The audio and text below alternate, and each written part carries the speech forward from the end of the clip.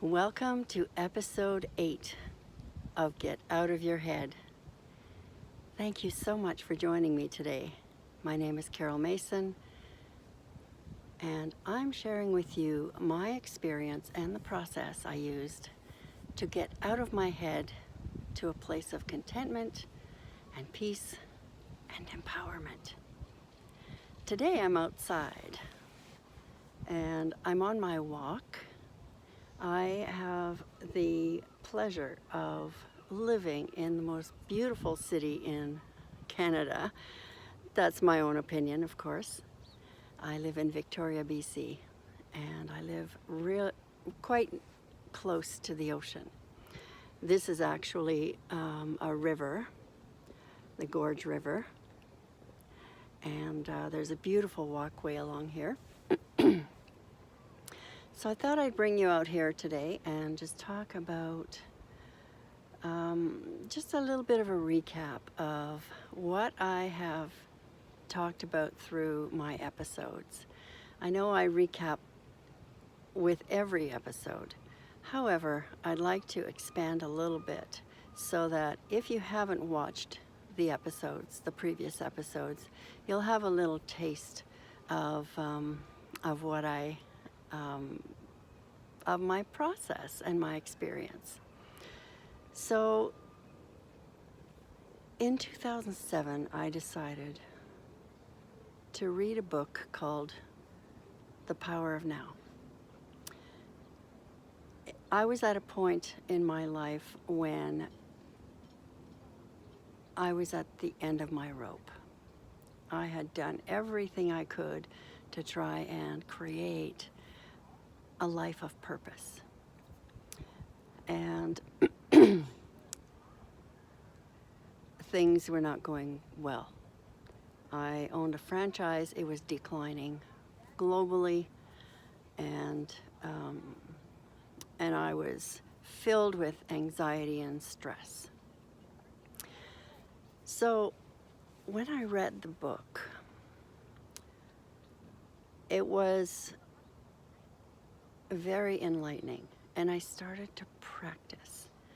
I picked up the second book that Eckhart wrote. Well, I don't know if it was the second, but I picked up another book that was called Practicing the Power of Now. And through that, I created a process of practicing being present. So that's what I've been sharing with you. And the first thing that I had to realize is that my thoughts were incessant. And all of humanity is afflicted with this condition. We have thoughts running through our head all day long. It's been written that the average person has 90,000 thoughts a day. Now, if you don't pay attention to those thoughts, it becomes a problem. They can become destructive. And in the second episode, I talked about how we are not our mind, because that's what I discovered through reading this book and through the teachings of Eckhart. When I started looking at my thoughts, which is the third episode, talking about how I began writing to watch my thoughts. That's when I discovered how, first of all, incessant the thoughts were, and how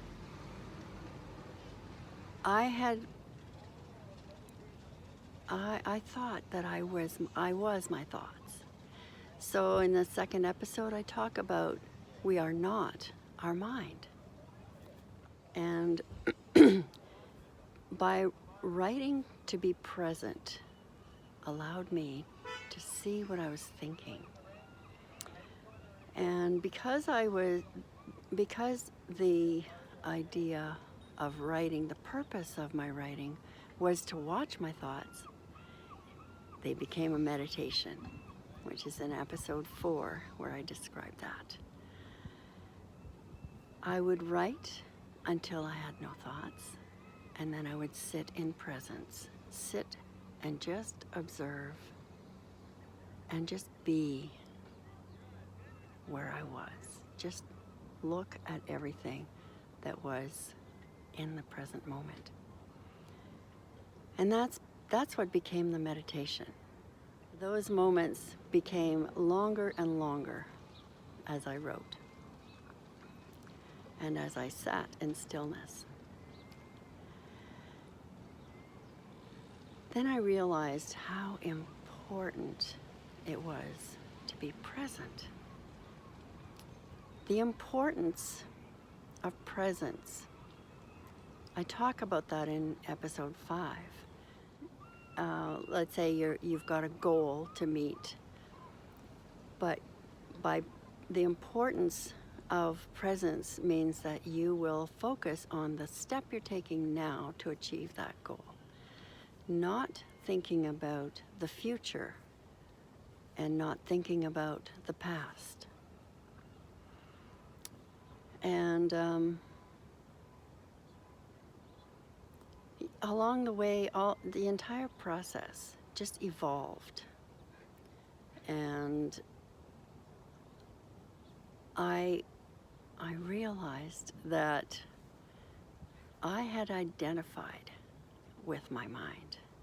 I had created an identity for myself with the thoughts of some thoughts were of the past and some were of the future. So we tend to think about why we do the things we do and how we do the things we do based on the past experiences, and we anticipate what we're going to do in the future.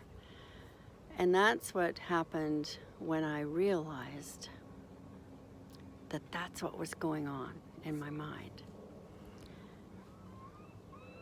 I think I've lost track of what episodes I'm recapping, but nonetheless, the importance of presence and mind identification, I believe, were episodes 6 and 7, and 5 and 6. Oh, now I'm completely lost. And 7 was, who am I? Talking about what I just mentioned, thinking that I was my thoughts, creating an identity for myself based on my thoughts. Today, I would like to expand a little bit on observing what is in the now. How do you do that? First of all, you have to be still. You have to be quiet. The stillness allows the now to speak. And the one thing about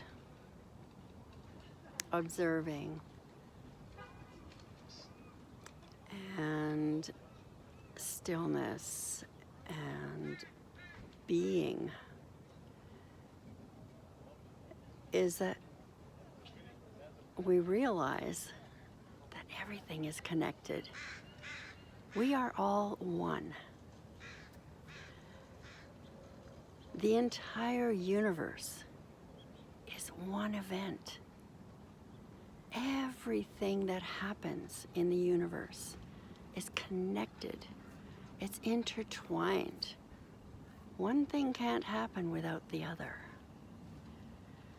And that was so enlightening and liberating and a revelation for me. The wisdom from within emerged, and a knowing emerged from that. It's incredible I urge everyone out there to practice being present, observe what's going on in the moment, and that everything is connected.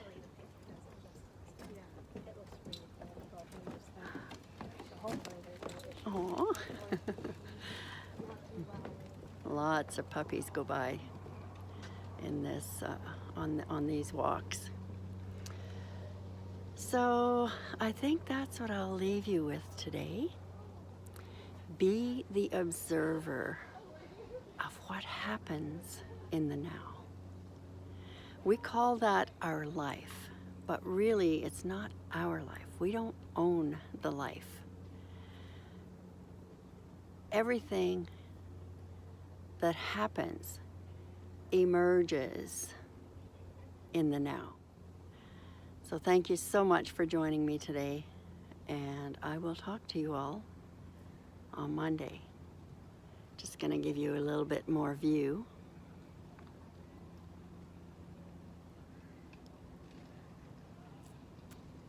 Isn't it gorgeous? I love this walk. See you all on Monday.